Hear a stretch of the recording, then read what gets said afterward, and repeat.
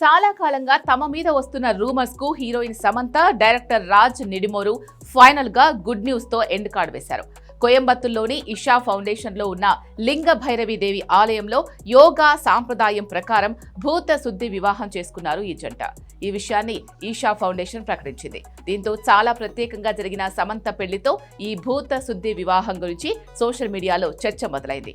భూత శుద్ధి వివాహానికి చాలా ఆధ్యాత్మిక ప్రత్యేకత ఉంది.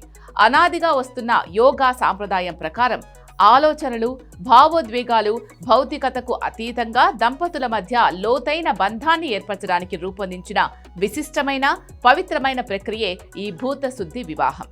ఈ పెళ్లి లింగ భైరవి ఆలయాల్లో లేదా ప్రత్యేకంగా ఎంపిక చేసిన ప్రదేశాల్లో ఇలా భూతశుద్ధి వివాహాలు చేస్తూ ఉంటారు.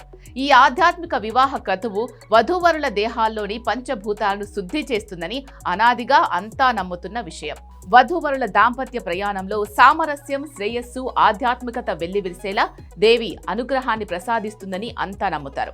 ఈ పెళ్లికి ఇంతటి ప్రత్యేక స్థానం ఉంది కాబట్టే భూతశుద్ధి పద్ధతిలో పెళ్లి చేసుకున్నారు సమంత, రాజ్.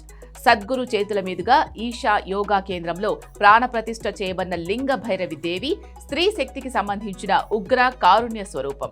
జీవితాన్ని సుసంపన్నం చేసే ఎన్నో విశిష్టమైన ఆచారాలకు ఈ ఆలయం నెలవు అని చాలా మంది నమ్ముతారు.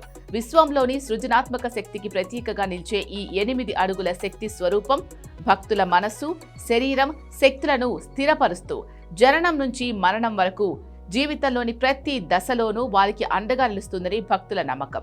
అందుకే ఈ ప్రత్యేక ఆలయంలో తమ ప్రత్యేక జీవితాన్ని ప్రారంభించారు ఈ జంట. తన పెళ్లి ఫోటోలను సమంత సోషల్ మీడియాలో పోస్ట్ చేసింది. ఈ రోజు తేదీని మెన్షన్ చేసి తన జీవితంలోని ఈ కొత్త అధ్యాయాన్ని ఫ్యాన్స్ తో పంచుకుంది. రెండో లైఫ్ ప్రారంభించిన సమంత, రాజ్ కు అభిమానులు, బంధుమిత్రులు శుభాకాంక్షలు చెప్తూ పోస్టులు పెడుతున్నారు.